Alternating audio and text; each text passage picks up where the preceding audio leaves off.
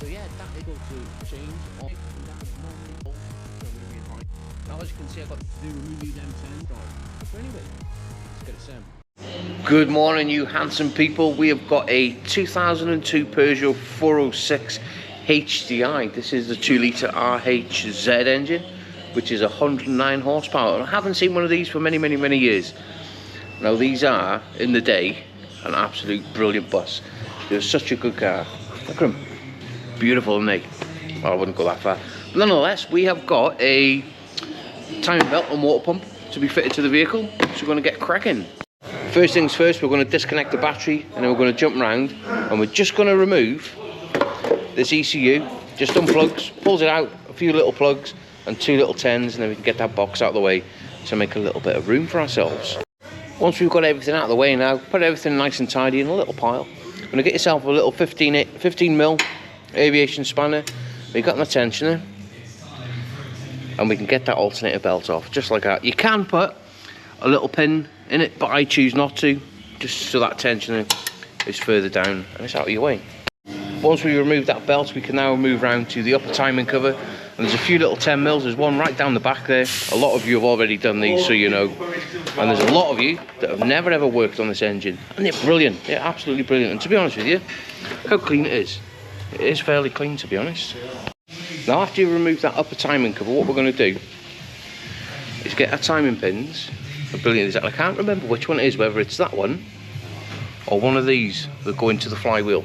I'm going to put this one in the camshaft, but what I've done first is removed the inner wheel arch so we can get to the crank pulley, turn it over. We're just going to get it somewhere near lined up.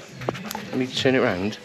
That should just fit now in the camshaft pulley by there, but we're going to leave it out until we've locked that crank up, which I'm going to show you now.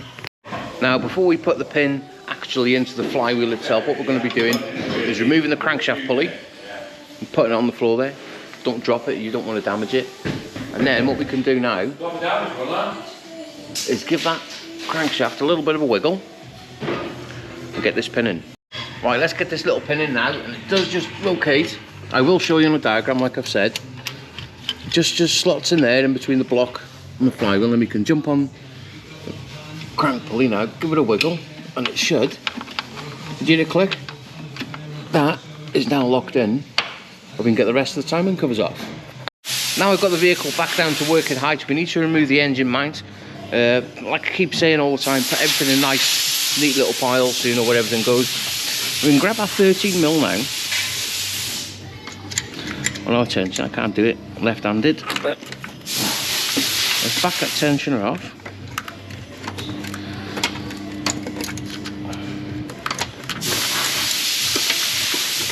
That tension is now off. And we can just pull that belt off.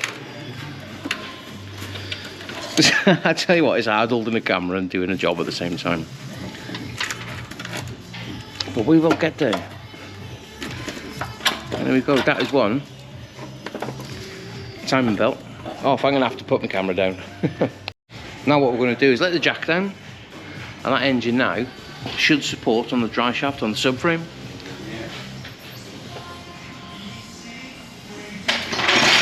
Like so.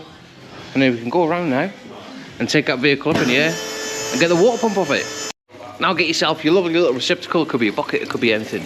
The only reason why I do this is because antifreeze is awfully greasy, and when you're walking in it, oh, it goes everywhere. But anyway, we've undone all the 11s, now we've left one in. We've just prized it a little bit and just letting that coolant drain out. But before I just take that water pump off, what I'm going to show you is where that timing pin goes for the flywheel. As you can see, that's a picture of the diagram of the flywheel. This is the block, and that there is that timing pin, and it just slides through. Simple but so effective. Now once we've removed that water pump, as you can see, it's just a little bit of staining down the bottom there, so it was failing. The customer wasn't complaining of any coolant loss, but we've given the block a little bit of a cleaner rooney. Now with it being cast, you haven't got to be as gentle, so what I've done, use my drill with a wire brush on the end, give it nice and clean, and then we can get the brand new one on with a new gasket. You don't want to be using any sealant on these whatsoever. The gasket is perfect. You can get it on and get it torqued up. And there we have it, that is a brand new water pump on. Now we've jumped onto technical advice and we've torqued it up to 11 Newton meters. Now we need to get these new pulleys on from underneath. This is just a lot easier. I'm going to jump around now. Technical information, camshaft drive. If we just scroll down, it should tell you exactly what torques everything is. I've gone ahead now, we've put the roller on, the tensioner on. Now what we're going to do with the tensioner, just pull it up to the left a little bit, and then we're going to nip it up with our fingers, and that is going to keep the tensioner just out of the way. We put a little clip on the crank pulley now, and that'll hold the belt in, and then we can drop the car down and finish everything off at the top. Now I've put a timing belt now around all the pulleys.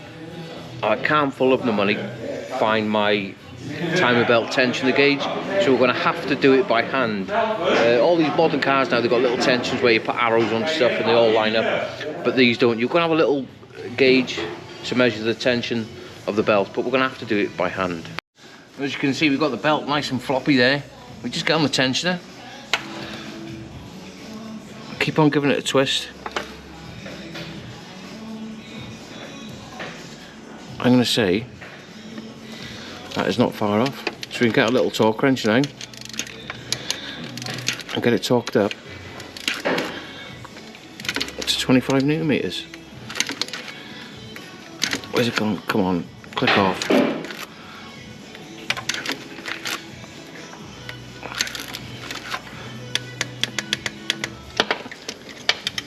Moving the little tensioner tool, there we go. That belt is pretty much perfect. Now I've put the crank pulley back on, we've put the lower timing cover back on as well. Now I've been a little bit naughty, I've just gunned the crank pulley up. I've done enough of them to know how tight they're meant to be. It's something like 60 Newton meters and then 70 degrees, or 70 Newton meters and 60 degrees or something like that. But what we're going to do now is just pull that pin out of the camshaft. We're going to get on our bar and turn the engine over twice, make sure that all our lines are marking back up and the belt's at the right tension. Then we're just going to put it back together. I've spun it over twice now, all my little lines. You don't need to put lines in it because they're all on pins, but just for ease of when you're checking, I've timed the fuel pump up, crankshaft pulley, and also the camshaft, and everything is lining up. There's plenty of nice tension on that belt now, it is perfect. I'm not going to bore you building it back up. And there we have it, that car now is all put back together. We put some fresh coolant in it, and there is 2 bleeding ports. One there on the top of the thermostat and one there just as it goes into the heater matrix. We've connected the battery back up now. Get me lovely little apprentice, saves me walking back in 2. Give it a big start, Rooney. Go on in, Ben. Beautiful. Now while I'm waiting for this vehicle to get up to temperature, we've all done that at some point, haven't we? Anyway, I've got to put now all the inner wheel arch back on and the wheel. And with a little bit of magic now, that car is all back together, apart from the timing cover, which I'm going to put on in a minute. Now, it's been running for a little while. We've got a little thermal camera now, we can see that everything is getting nice up to temperature. We come round, go into the vents, all the heating is working as it should be. And there you have it, that is a little bit of nostalgia for you. We give all the plastics now a little bit of a cleaner, really. As you can see, they're nice and shiny.